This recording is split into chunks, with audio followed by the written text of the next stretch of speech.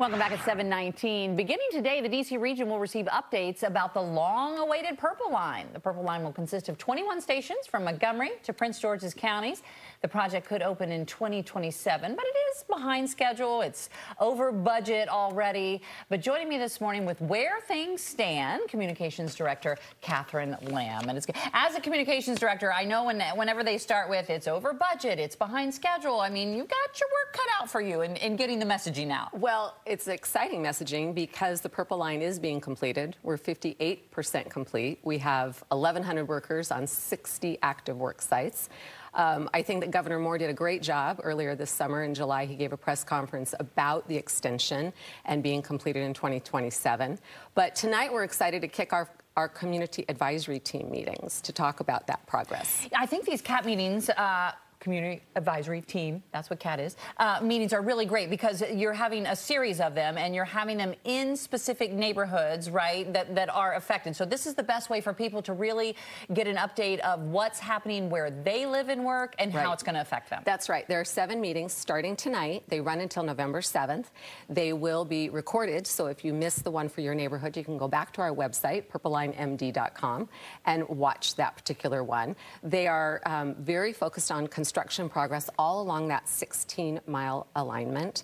And you'll be hearing from the partnership. You'll be hearing from MTA, from Maryland Transit Solutions, and Purple Line Transit Partners. So the one, I'm just going to take advantage of having her right here because this affects us. The first one is Bethesda Chevy Chase, which is the one that's happening tonight. And here you guys are talking specifically about the concrete slabs, right, that need to go up along East-West Highway. So how does that affect, like, us coming to work here or people that live in the area? Well, you can see from the footage that we're showing here in the background, this is a massive project, one of the largest in the nation, right? But what I see when I see the construction that, of course, does affect commuters, and we will talk about that during the CAT meetings, utilities all along the alignment are being upgraded. So this entire stretch, 16 miles through all these neighborhoods, this light rail is going to improve utilities all throughout. And I think that's great news for commuters and for neighborhoods. So it's kind of like pulling the splinter out, right? It hurts when you pull it out, but it can't get better. It can never heal unless you get that out of there. So there's going to be some disruption, right? Let's just say in traffic patterns in some of the certain areas. What should people really expect? Well, this is a great reminder that people can go to our website and sign up for construction updates. We have very neighborhood-specific construction updates on purplelinemd.com. So we not only send out a monthly newsletter that shows the current progress, but you get alerts, and I have signed up for all of them, even though I live in Bethesda, I get them all along the alignment, and they give you the most current, accurate updates of what's going on that will affect your traffic. What do you think are the biggest hurdles right now? And some of them you can't expect, which is what has caused some of the delays along the way. But the biggest challenges that it's facing right now?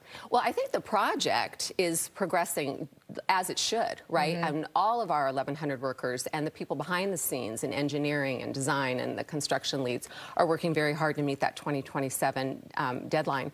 But for my team, I have a fantastic team of outreach people.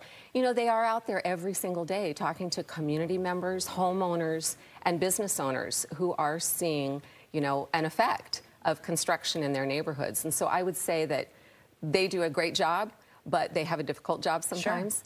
Sure. So we're just really excited to see this move into completion phase. I know with these series of meetings that you're hosting, you encourage questions.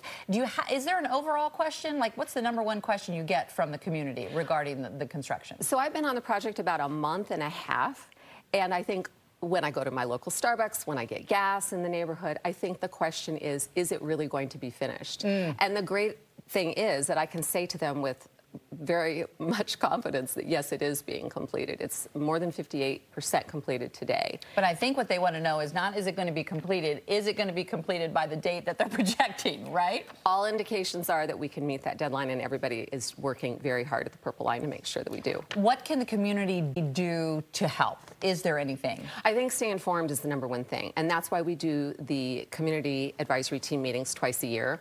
We do them in the late winter, and we do them in the early fall. Be involved. Know what's happening, what's coming up in your neighborhood. That's the best way that people can help.